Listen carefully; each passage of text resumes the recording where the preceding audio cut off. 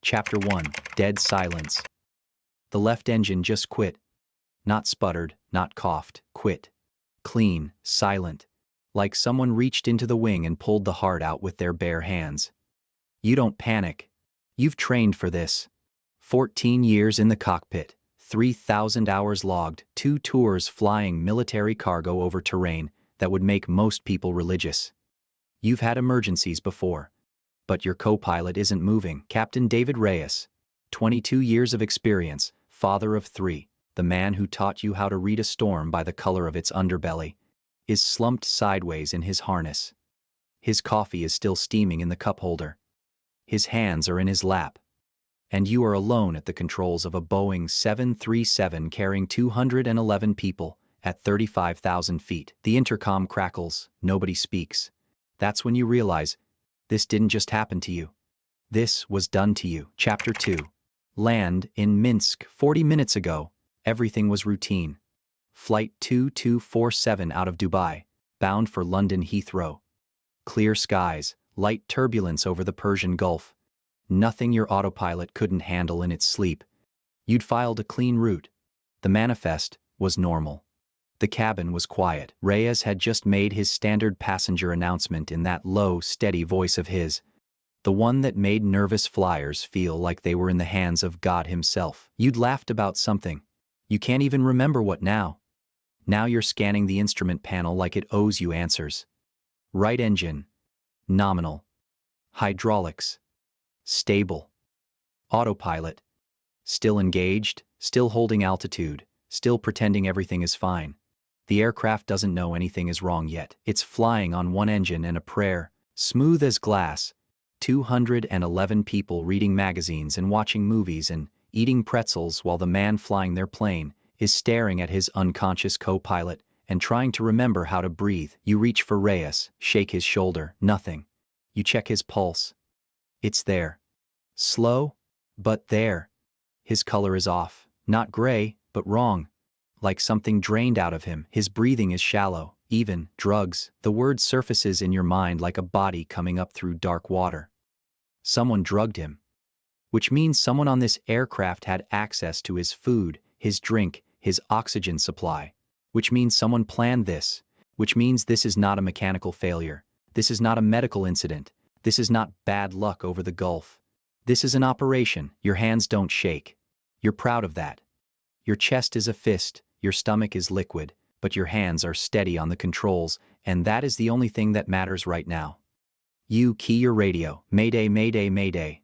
This is Flight 2247, declaring emergency. One engine down, co-pilot incapacitated. Requesting immediate vectors to nearest suitable airport. Static. You try again. Different frequency. Same silence. The kind of silence that isn't empty, it's full. Full of someone making sure you can't be heard. Your radio has been jammed. Chapter 3.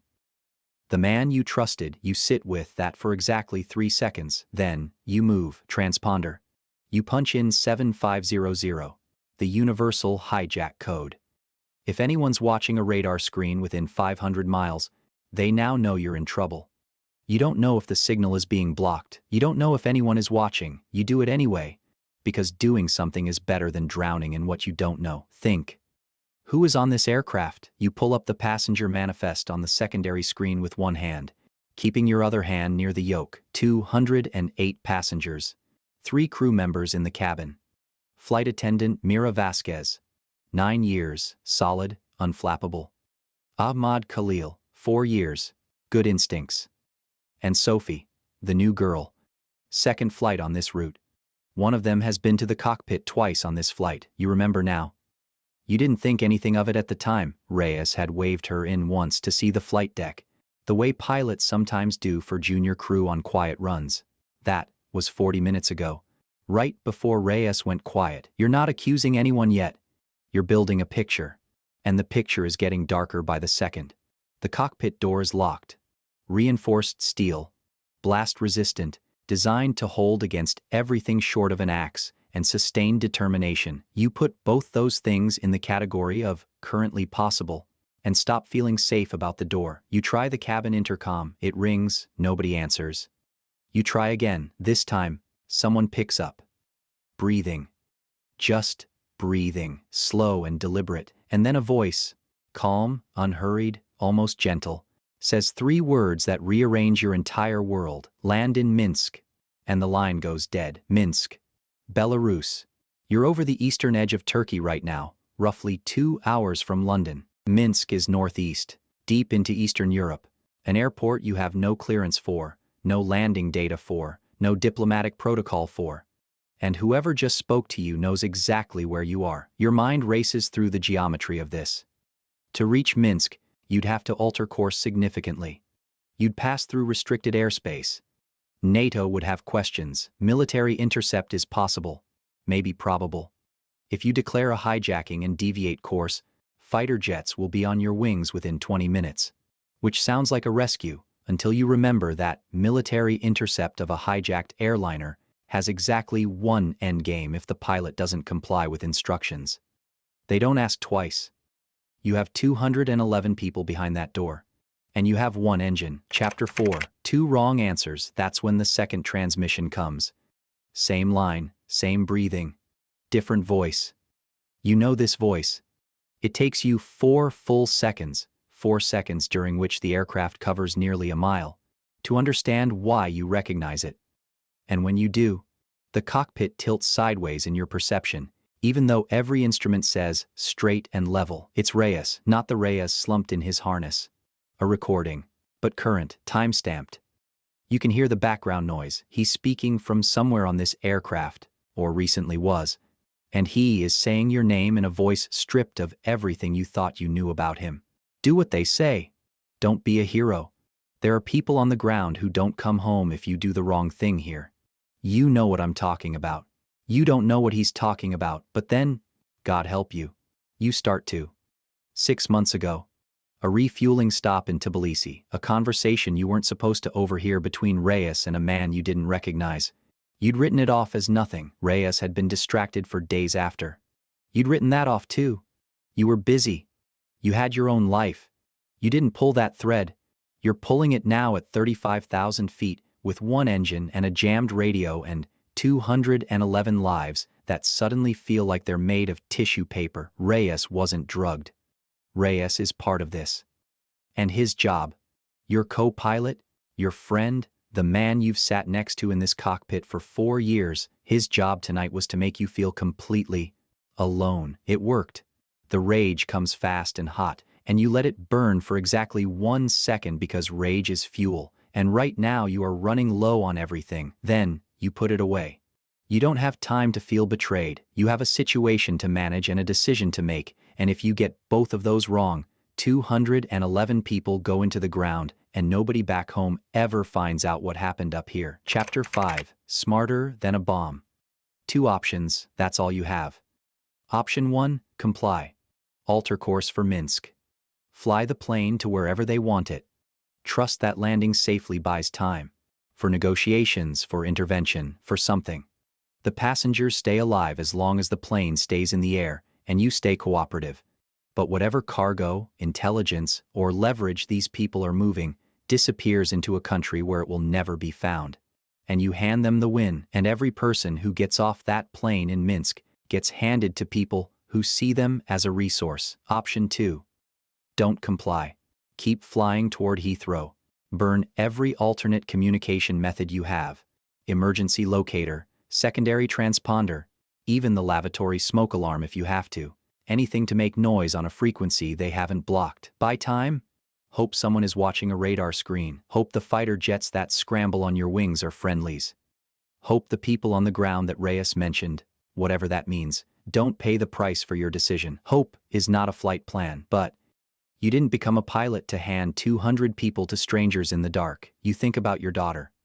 6 years old, you told her you'd be home Thursday. You think about that specifically because it is concrete and real, and it anchors you to the thing you are fighting for. Not the principle, not the protocol, not the training. Her. Thursday. Home. Then you think about the 211 people behind you who told somebody the same thing. You make your choice. You keep the heading to London, and then you do something that no operations manual has ever prepared you for.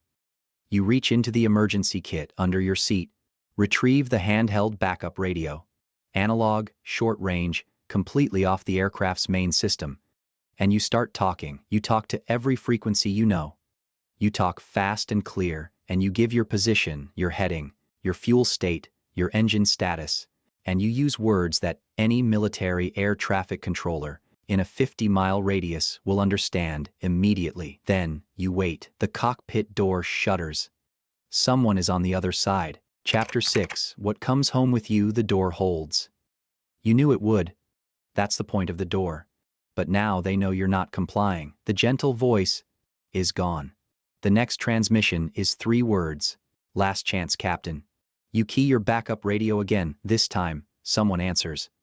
Not air traffic control. A voice with a military cadence, clipped and alert, who reads back your call sign and says 2 words that collapse 3 years of tension into a single exhale.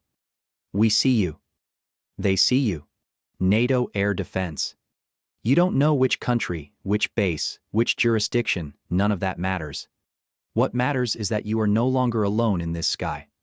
But the situation just got dramatically more complicated, because the moment military aircraft appear on any radar being monitored by whoever is behind that door, the calculus changes. You don't know what they have in the cabin. You don't know if they're armed. You don't know if there's a device. You know almost nothing, and yet you have to fly this aircraft through the next 20 minutes without making a single mistake. The voice on the military channel asks you a question you were hoping you wouldn't have to answer. Are you able to land at Incirlik, Turkey? An air base with a runway long enough for a 737, a full emergency response team, and the kind of security that ends situations like this. But it's south of your current position, and reaching it means a turn. A visible, significant turn that everyone on this aircraft and behind this door will feel. You tell them yes. You begin the turn, the aircraft banks gently. You keep it shallow, smooth, so the passengers barely register it, so it feels like a routine heading change, so the people behind that door have to look at a compass to know something changed, and by the time they do, the cabin intercom opens. A new voice. Not the one you know. Harder. Younger. And it says something that makes every hair on your body stand at attention. We have a passenger. Medical bracelet. Pacemaker. You do anything that spikes the cabin, he dies, and it looks like you killed him. Think about that while you're being a hero. You think about it. It takes you 4 seconds to realize what they're describing. A directed EMP pulse. Small, targeted, lethal to a pacemaker at close range, devastating to the aircraft's navigation electronics if scaled up.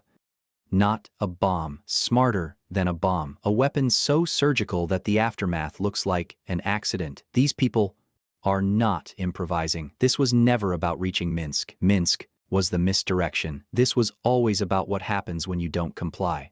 The performance, the evidence trail. A pilot who deviated course, a co-pilot mysteriously incapacitated, a passenger dead from apparent heart failure, and a black box that tells whatever story they want it to tell. You were never the pilot in this story. You were the suspect. You land at Incirlik with 9 minutes of fuel in your right engine and approximately 0 illusions left about the people you share this planet with. The response is everything you were told it would be. Fast, coordinated, overwhelming. The aircraft is met by personnel who move with the efficiency of people who have rehearsed this specific nightmare. Passengers are evacuated through the rear doors. The cockpit door is breached from outside. 3 individuals in the cabin are detained. The passenger with the pacemaker is alive. He didn't know he was a weapon. Reyes is removed from the cockpit on a stretcher. Conscious now, his eyes finding yours across the chaos with something in them you don't have a word for yet. Not guilt. Deeper than guilt. The look of a man who made a decision a long time ago that he can't unmake. You don't say anything to him. There's nothing to say at 35,000 feet, and there's nothing to say on the ground. In the debrief that follows, which takes 11 hours, 3 agencies, and 2 translators, you learn pieces of what this was. Not all of it. Maybe not most of it. The people who plan this are careful about what gets attributed to them. What you learn is enough to understand that this wasn't the first time. That the route you fly, Dubai to London, twice a week, reliable as a clock, has been observed for a long time. That the right pilot on the right night with the right pressure applied at the right moment was always part of someone's equation. You were a variable in a formula you didn't know existed. You go home on Saturday, not Thursday. Your daughter doesn't care about the days, she just wraps her arms around your neck, and you stand in your hallway and you hold on longer than usual, and she says, "Dad, you're squishing me," and you say, "I know," and you don't let go.